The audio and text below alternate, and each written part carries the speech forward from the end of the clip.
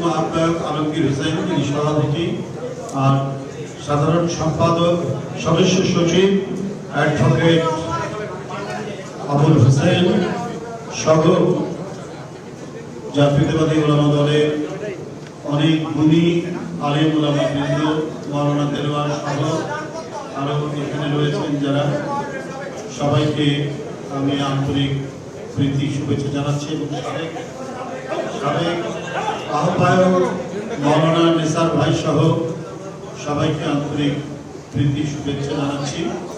আজকে এই অনুষ্ঠানটি জাতীয়তাবাদী উলামা দলের একটা প্রতিবাদ সভা। বিশ্বের শ্রেষ্ঠতম মানব, যাকে শুধু মুসলিমরাই নয়, অনেক অমুসলিমরাও গভীর শ্রদ্ধা করে, তার বিষয়ে আমাদের দেশেই তথাকথিত কিছু ইসলামের নামধারী মানুষ নানা ধরনের ফিতনা ফেসাদ বানোয়াট কথাবার্তা বলছে, এবং এটার উদ্দেশ্য কোনো মহান ধর্মীয় মূল্যবোধ তৈরি করার জন্য নয়। এটা করছেন একেবারে রাজনৈতিক উদ্দেশ্যে করছেন, রাজনৈতিক স্বার্থ সিদ্ধির জন্য করছেন, ক্ষমতায় যাওয়ার জন্য সকল ধরনের বেআইনি পথ, অনিসলামিক পথ অবলম্বন করে তারা এই কাজ করছে, যেটার সাথে ইসলামের মৌলিক নীতির কোনো সম্পর্ক নেই। এই কাজটি তারা করে যাচ্ছেন ক্রমাগতভাবে, বিশেষ করে 5ই আগস্টের পর। আপনাদের তো আমি মনে করি যে আমি কিন্তু আপনাদের বক্তব্যের মধ্যে সেটা পাইনি। শেখ হাসিনা ক্ষমতায় থাকতে আপনাদের অনেক একেবারে প্রথম শ্রেণীর গুরুত্বপূর্ণ নেতা, এদেরকে ফাঁসি দিয়ে এক ধরনের জুডিশিয়াল কিলিং, বিচার বিভাগীয় হত্যা করেছে। এই হত্যা কাণ্ড, এই ফাঁসি যে অন্যায় অবৈধ, এই বিষয়টি জামাতের নেতার মুখ থেকে আমরা পাইনি। এরা হচ্ছে হিন্দুদের মধ্যে জামাতের হিন্দু শাখা, এরা হচ্ছে অন্য রাজনৈতিক দল যাদের আন্দোলনে গুরুত্বপূর্ণ অবদান আছে, তাদেরকে নানাভাবে তাদের বিরুদ্ধে কুৎসা রটনা করে করা এই কাজগুলো করছে। এবং সবচাইতে মজার যে ব্যাপারটা এবং দুঃখজনক ব্যাপারটা, তারা তাদের কিছু ছেলে পেলে দিয়ে অনলাইনে ফেসবুক, অনলাইনে ডিজিটাল প্রযুক্তি ব্যবহার করে মিথ্যাচার, কটূক্তি, কুরুচিপূর্ণ কথা লাগামহীনভাবে বলার জন্য তারা তৈরি করেছে। এরা মিথ্যাকে এমন ভাবে সাজিয়ে গুছিয়ে প্রচার দিচ্ছেন প্রতিনিয়ত, এটা বলে শেষ করা যাবে না। এই কাজটা তারা করে যাচ্ছে। আমরা যারা ইতিহাস সম্পর্কে পড়েছি, আমরা কিন্তু ইতিহাসের মধ্যযুগ করে এক কথা আছে। ওই মধ্যযুগে ওইটা ছিল বিজ্ঞান বিরোধী যুগ, যুক্তি বিরোধী যুগ। ওটাকে মধ্যযুগ বলে, মানে ইউরোপের মধ্যযুগ। ইউরোপকে সবাই খ্রিস্টান। পাদ্রীরা, কেউ মারা গেলে পাদ্রীরা চিঠি লিখে দিতেন, এবং এই চিঠি লিখে দেওয়ার জন্য টাকা নিতেন, অর্থ নিতেন। ওই পাদ্রী সাহেবের কাছ থেকে চিঠি লিখে নিয়ে লাশের সাথে দেওয়া হতো, যাতে সরাসরি সে বেহেশতে চলে যাবে। এই ধরনের রাজনৈতিক ভণ্ডামি ইউরোপে হয়েছে।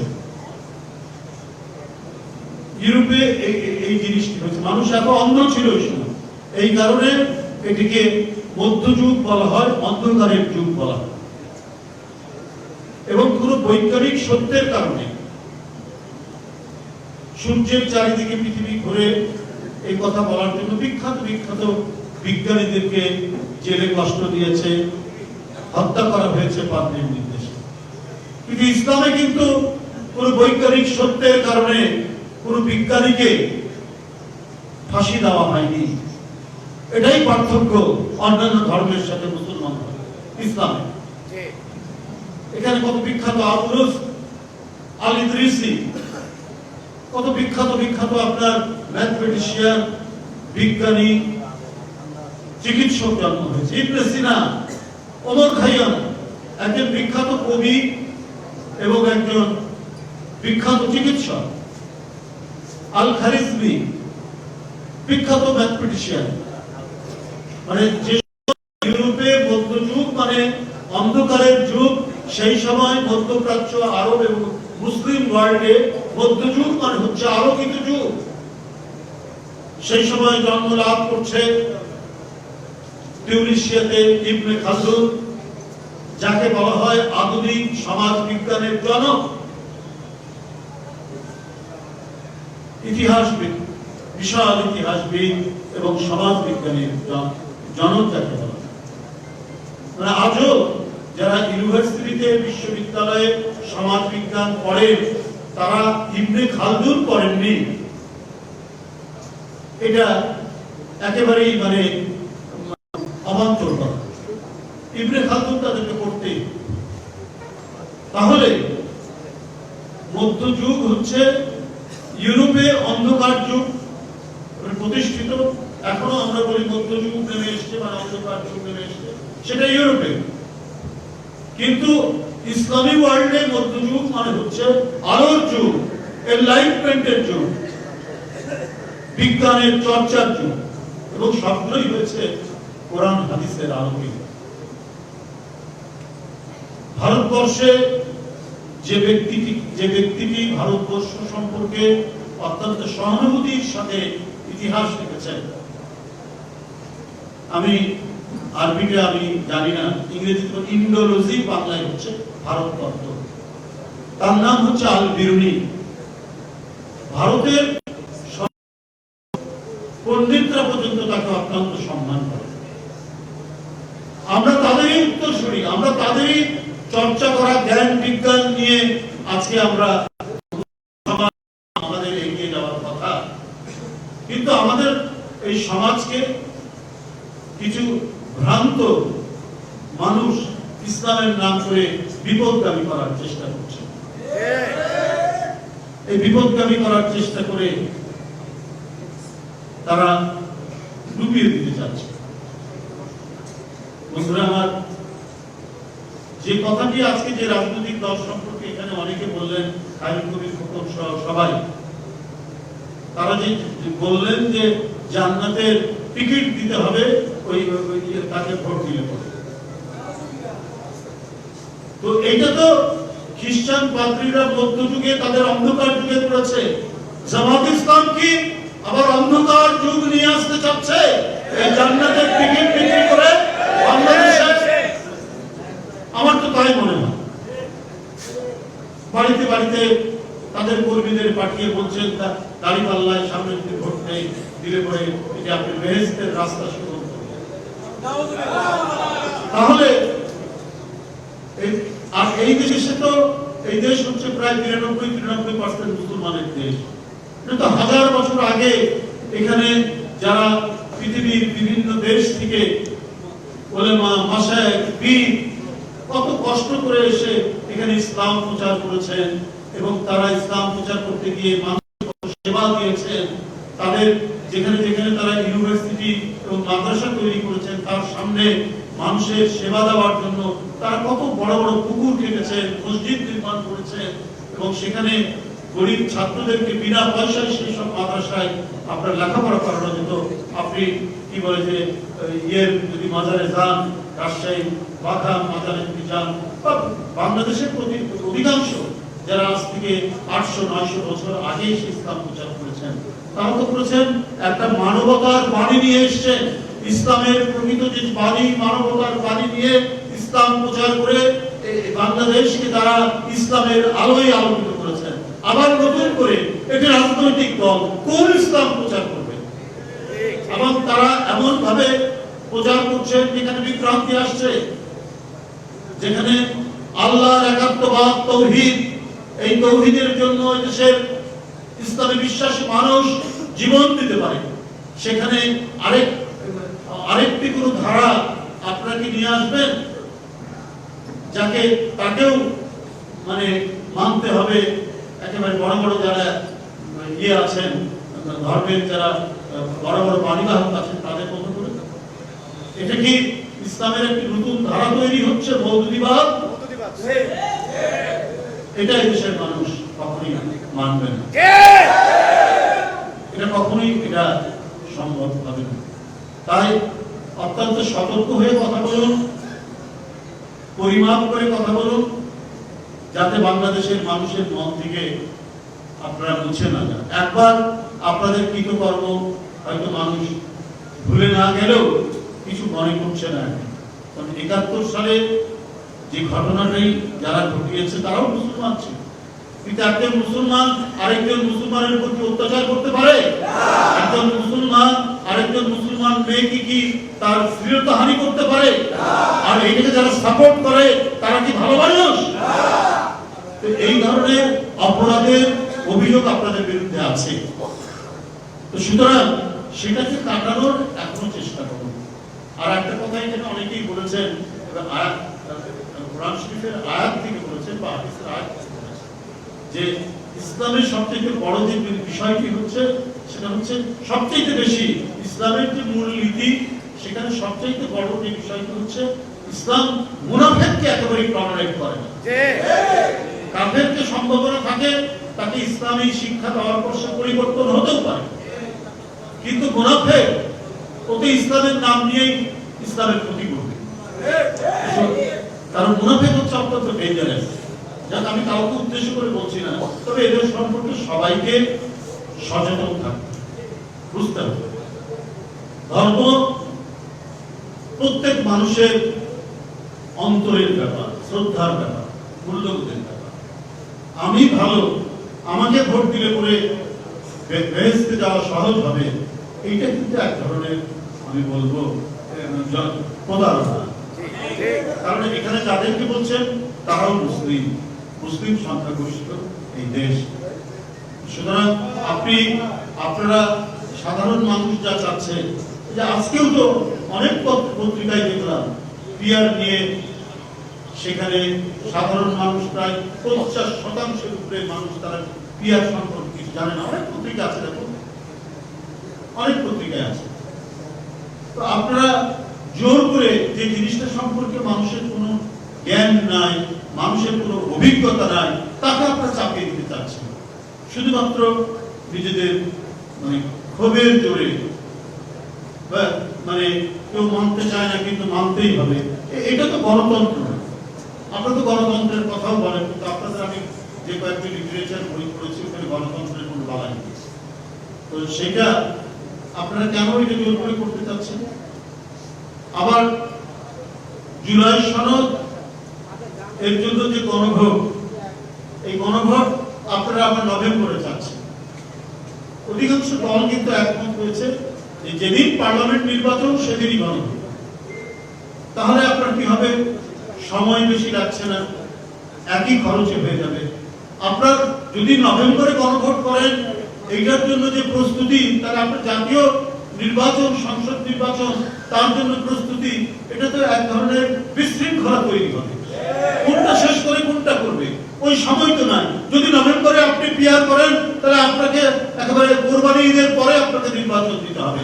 আপনাদের অন্য কোনো মাস্টার প্ল্যান আছে কিনা যারা নভেম্বরে গণভোটের কথা বলছেন?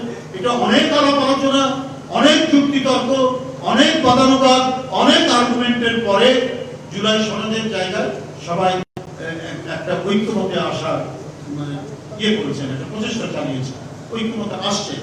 সেই ক্ষেত্রে আবার আরেকটা শর্ত দিয়ে এটাকে একটা বিশৃঙ্খল তৈরি করা, এটা জনমনে একটা বিভ্রান্তি তৈরি করাটা কেন? এই প্রশ্ন তো আজকে মানুষের মনে ঘুরপাক খাচ্ছে। যে কাজটি সহজ হবে, যে কাজটি সহজ শব্দ হবে, যে কাজটি ভোটারদের, জনগণের দ্রুত সমাধান করা সম্ভব হবে, সেই কাজটিকে বিশৃঙ্খলার মধ্যে ফেলে সবাই একমত হচ্ছেন একই দিনে পার্লামেন্ট নির্বাচন এবং গণভোট হয়ে যাবে, একই ব্যালটে বা একই সময়ে, ব্যালট একটা হোক বা দুইটা হোক, যাই হোক, একই দিনে একই সময় তারা যখন ভোট দিতে যাবে তখন দেওয়া হবে।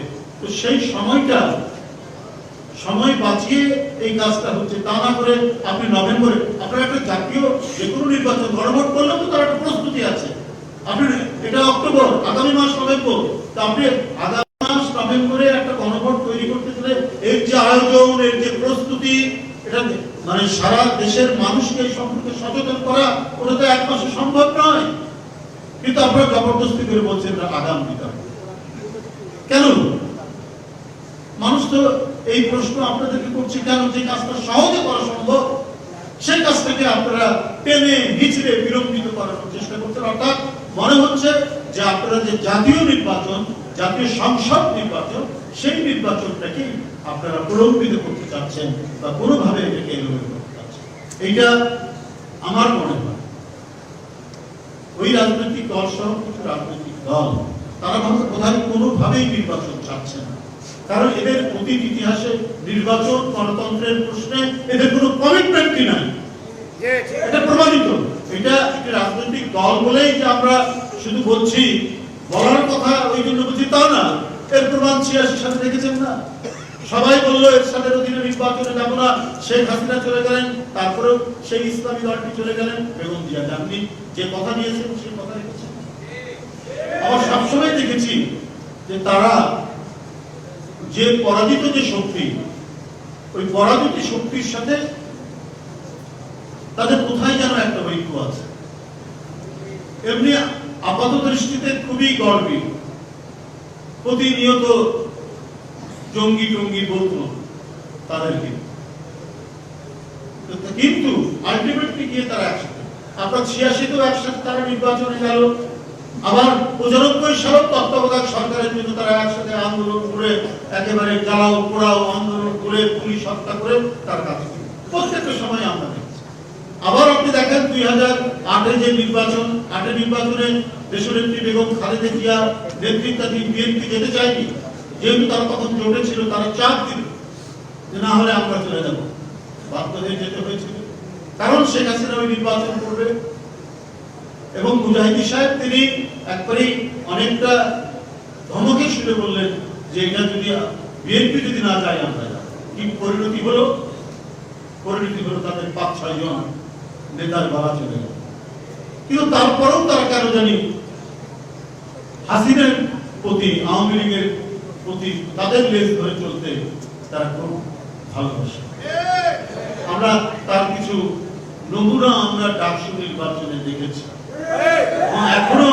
এখনো আমার মনে হয় যে তারা আওয়ামী লীগের ভোটটা নেওয়ার জন্য নানা ধরনের কায়দা কানুন, কৌশল প্রকৌশল তারা চালিয়ে যাচ্ছেন বলে মনে হয়েছে।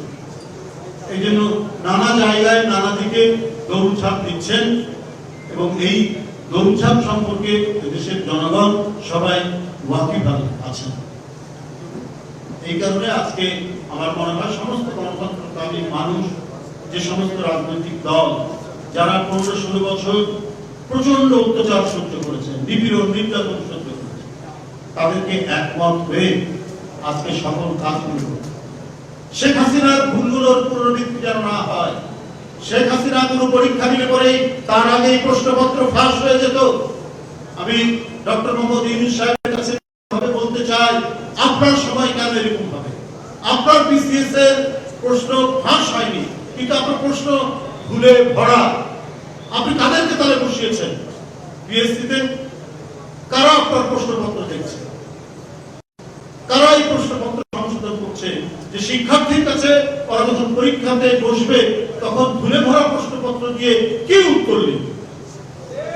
তাহলে এরা কে দায়িত্ব নিয়ে এটা চালাচ্ছে? কেন এই পরিস্থিতি তৈরি হবে? এইটা আজকে এই বিষয়গুলো এই তত্ত্বাবধায়ক সরকারের দেখা উচিত। বন্ধুরা আমার, আজকে আইন শৃঙ্খলা পরিস্থিতি সেটাও খুব সুখকর নয়। একদিকে রাস্তাঘাটের বেহাল অবস্থা, প্রচন্ড যানবাহন দুর্ঘটনা ঘটছে। নতুন আইন অথবা জনগণকে স্বস্তি দেওয়ার জন্য যে কিছু একটা করা, এইটা কিন্তু আমরা খুব একটা দেখতে পাচ্ছি। একের পর এক বিশ্ববিদ্যালয়ে নির্বাচন করছেন। নির্বাচনের বিষয়ে আমরা ডাকসংখ্যার ব্যাপারও করেছি, জাতীয় ব্যাপারও করেছি।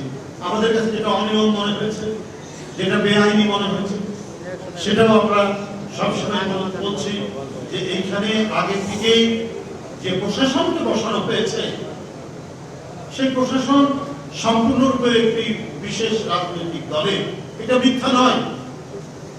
এবং তারা এমন ভাবে নীতিমালা তৈরি করেছে যে নীতিমালাতে তাদের কর্তৃত্বের উপর কেউ কোনো কথা বলতে পারবে, এবং তারা যেভাবে বলবেন সেইভাবে।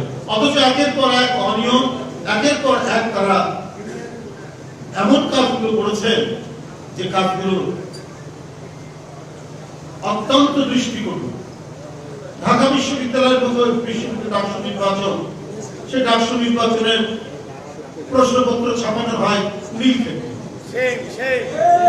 থেকে। আমরা বই আগে ফটোস্টেট করতাম, দামি বই, সেই দামি বই কেনার সামর্থ্য ছাত্রদের না থাকলে ওরা ফটোস্টেট করে আর বিশ্ববিদ্যালয়ের সামনে এইখানে ব্যালট পেপার কিভাবে ছাপানো হয়, এই বিষয়গুলো আমরা আগে বলেছি। রাষ্ট্র নির্বাচন আগামীকাল রাষ্ট্র নির্বাচন, সেইখানে আচরণবিধি নিয়ম ভেঙে শিবিরের নেতারা সব ছেলে মেয়েদেরকে খাবার দিচ্ছে। এটা কি মানে ইউনিভার্সিটির নির্বাচন কি কোনো ওরস মোবারক নাকি? ওরস শরীফ? তারা খাবার দেবে এবং আশেপাশে দেশগুলোতে তারা কি বলে ছাগল জবাই করছে। আমি তো ইউনিভার্সিটির ওই ইউনিভার্সিটিতে আমি ডিপি ছিলাম, আমাদের সময় তো এগুলো দেখি। বিশ্ববিদ্যালয় হচ্ছে জ্ঞান চর্চার জায়গা, শিক্ষক ছাত্রদের সম্মিলিত পড়াশোনার জায়গা।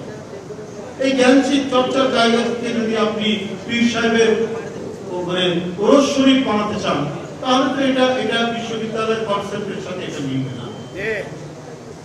তাই বন্ধুরা আমার, আমি আজকে জাতীয়তাবাদী উলামা দলের এই যে প্রতিবাদ সভা, আমাদের প্রিয় নবী মহানবী রাসূলুল্লাহ সাল্লাল্লাহু আলাইহি ওয়াসাল্লাম সম্পর্কে যে ধরনের কটূক্তি করা হয়েছে তার তীব্র নিন্দা এবং প্রতিবাদ জানাচ্ছি। এবং জাতীয়তাবাদী উলামা দল সবসময় এদেশের মানুষের যে জন্মগতভাবেই যে ইসলামী কৃষ্টি, কালচার, আকীদা, এগুলো চর্চার মাধ্যমে তারা সঠিক ইসলামের বার্তা এবং শিক্ষাটা মানুষকে পৌঁছাবে, এই আশাবাদ ব্যক্ত করে আমার বক্তব্য শেষ করছি। ধন্যবাদ।